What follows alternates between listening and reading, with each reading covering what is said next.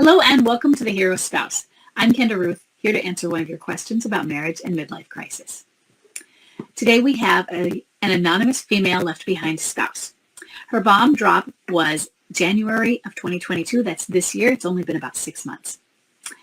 Her date of marriage is 2008. She has a boomerang and a low energy wallower.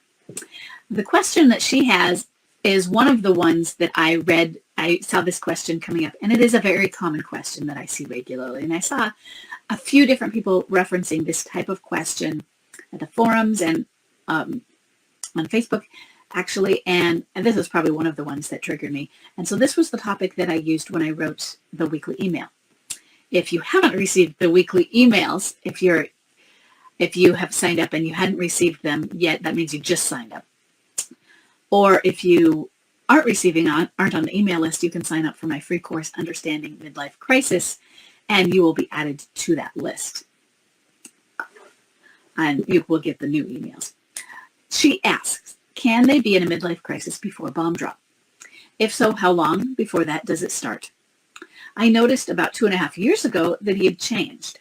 He was more irritable, and that was the start of the changing. He's never been a gamer, but 2 years ago he started playing, and by bomb drop, when he was home, that's all he wanted to do. I'd ask him if he's okay, and it was always, he's fine, we're fine. Yeah, you know how you ask to your kids, how is school? Fine. I get it. But if he was in it back then, does that change the timeline for the end of it? How do I know where he's at in the midlife crisis? He's not an open book at all, and he never has been. What kind of questions do I ask him to see where he's at? I'm sorry, this is so confusing to me. I want him to be better at communicating. Okay, first thing, you're not going to get him to be better at communicating right now, probably, okay?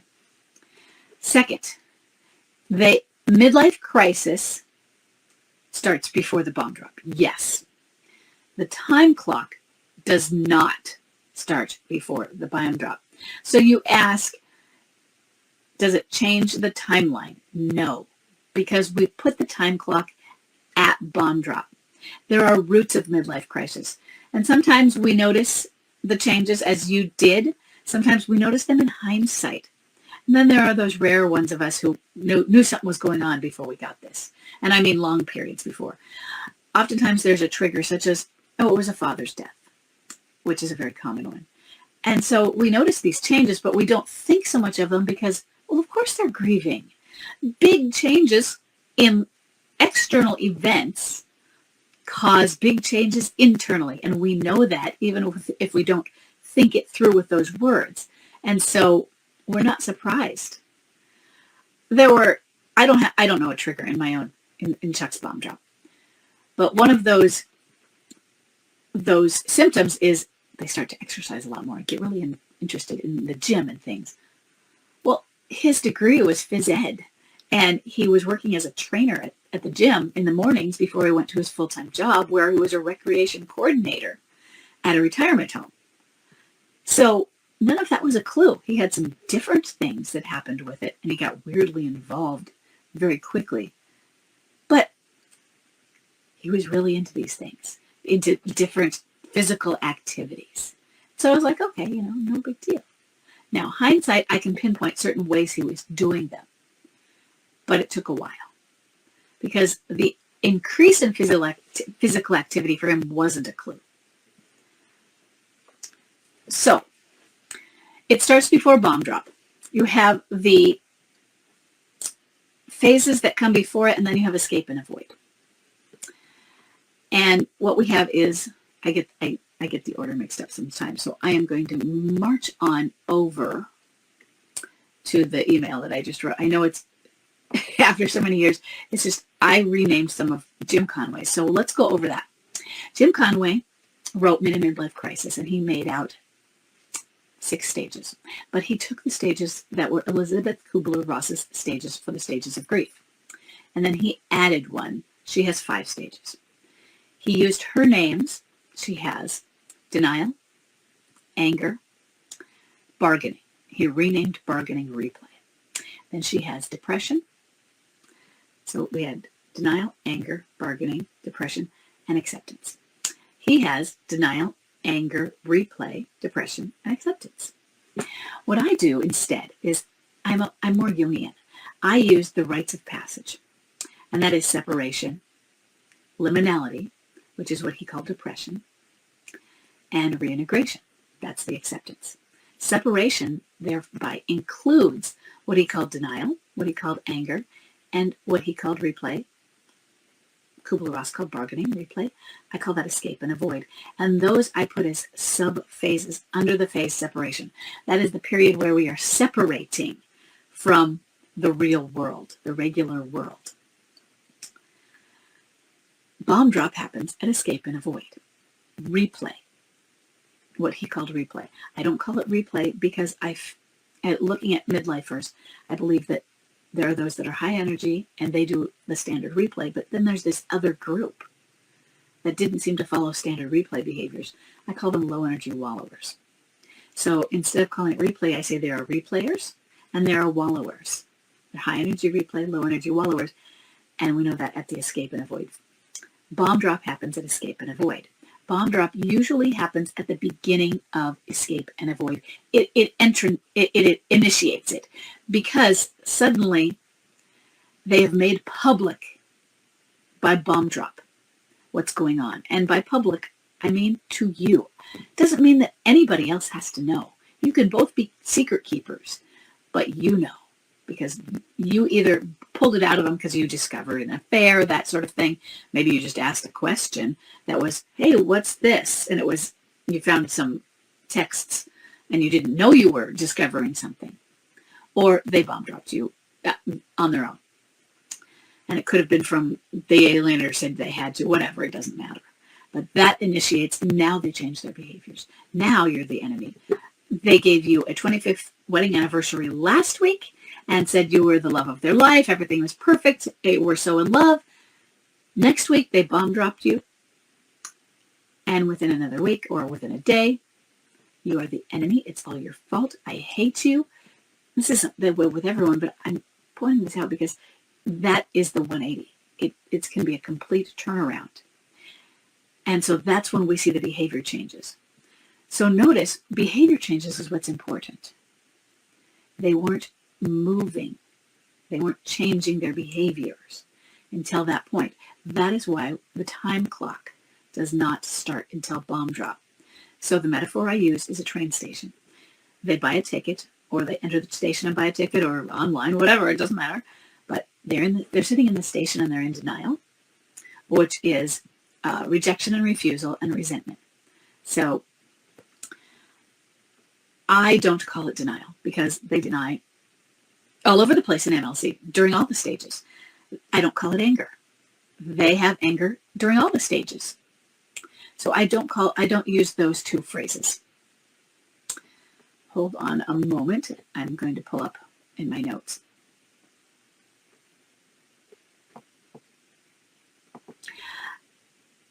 I don't like calling Jim Conway's stage depression because midlife crisis is depression. So we have separation. Then we have rejection and refusal, which is equivalent to the denial. That's just my name for denial. For anger, we have resentment.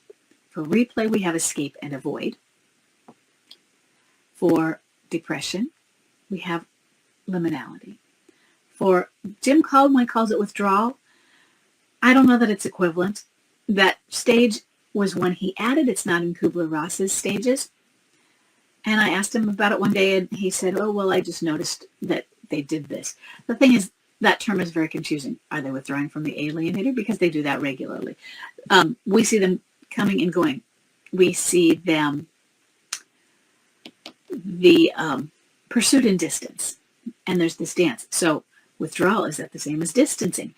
They might withdraw so many times in so many different ways for so many different reasons that there's a confusion with that term as well. I just don't feel that these labels work for MLC because they happen at so many different places and they aren't the stage of anger. These stages might be fluid. In other words, you might go back and forth. The seeds of one are going to be in the other. But that's not why the stage names are confusing. It's just that there's so many different ways of denying so many different angers, that sort of thing. So I just didn't feel they were the right labels. And then reintegration. For him, that's the acceptance stage. I put between liminality and reintegration, and you can see this all in Understanding Midlife Crisis. Or you can go into my main site, and I have these stages there in some of the articles. We have rebirth, and rebirth is a bridge between liminality and reintegration. You reintegrate into society. You're like, oh, I'm not right perfect again, so I go cross back over the bridge into liminality where I'm going to fix myself some more. Go back over the bridge, which is rebirth, into reintegration. I reintegrate in society, back and forth, back and forth. And so I don't know that what I feel is the place of rebirth is the same as withdrawal. Like I said, if you're confused by these, I will put a link to the article where I discuss, where I introduce the stages. Each of these stages has more areas where we discuss, but I'll just put the article where I start out and introduce them. But yes, midlife crisis starts. There is a trigger, often. Now, like I said, I don't know the trigger in my own situation. And if you have a hidden trigger, because it was such a mild thing where maybe they didn't even realize it. It might not, something might have happened. They just bumped into somebody at the supermarket and it got them thinking. Maybe it was an old flame. They said it. They didn't say it. Maybe nothing happened, but it just triggered. But the usual triggers are giant events. A pandemic, the death of a parent, the death of someone close. There are quite a few. We've had friends who've had suicides. Maybe illnesses.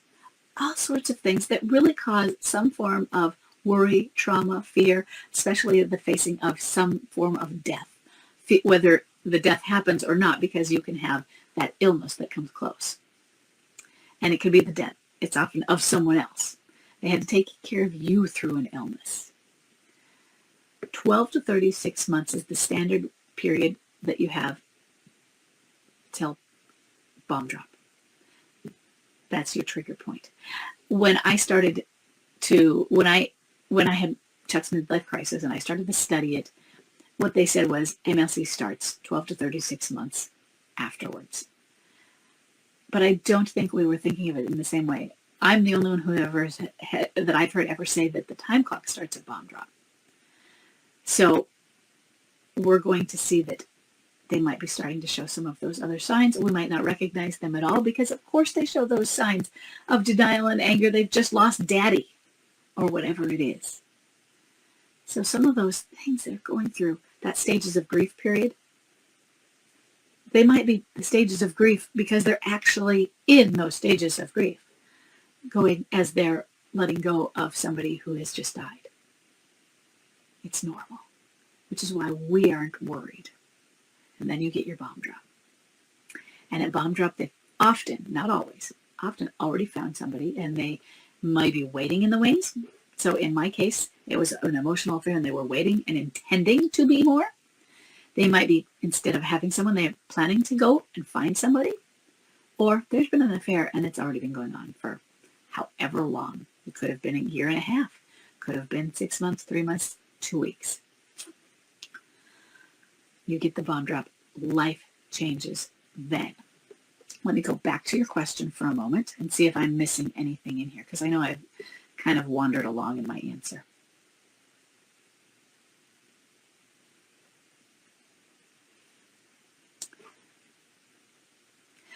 So you don't need to ask him any questions about where he's at. I'll tell you exactly where he's at. Your bomb drop was 6 months ago. He is in escape and avoid.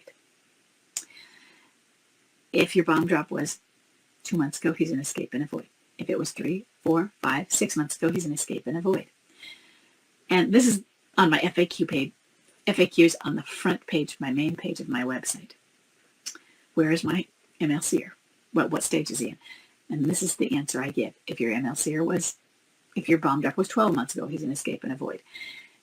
If your bomb drop was 18 months ago, then I say he's probably in escape and avoid. I think that's when I say it. And at 2 years, he's probably in escape and avoid. 6 months, he is in escape and avoid. And he could be in there for a year and a half. He could be in there for 7 years. That one is very dependent on what they're going through. Okay. But at 6 months, escape and avoid. You don't need to ask him. He doesn't know anything anyway. And when you ask him questions, those are going to be you bothering him. Instead, you step back and you give him space. Okay? Instead of asking questions, observe quietly. And you're going to have to just have some guesstimates if you're insisting on putting him where he's at in a stage. He's not going to be better at communicating. And the more you try to get him to be, the more he's going to, I want space, you're bothering me. Yes, work on smart communication, but more work on detachment and acceptance of the process of a midlife crisis. MLCers leave. MLCers typically have affairs. MLCers monster, but that doesn't mean they're constant monsters. If they're a clinging boomerang, you'll go through monster and you'll go through mixed messages because they want you in their life and they don't want to lose you and they want to be back with you sometimes and they don't give up hope on me. They don't want a divorce and then they do want it. Mixed messages. Detach, be patient, listen. Now, about the gaming thing, he's never been a gamer, but if you've never been into something, if you've never really done it, and I don't know that he hadn't done it and he just didn't get hooked, but then you try something and you hadn't tried it before, maybe he was always susceptible to being hooked once he tried. There are things that can be that way where it's, I'd never done this before, but now that I've done it, oh my gosh, I just tasted chocolate. I don't ever want to give this up. So I don't know if that's part of it also. But that sort of thing can add to irritability. So think about a trigger that might have happened around that same time. Or did he just discover gaming and he got impatient? Because she's bothering me while I'm gaming, that sort of thing. Okay, let me know if you have any more questions. I hope this was helpful. I'll see everybody in the next question.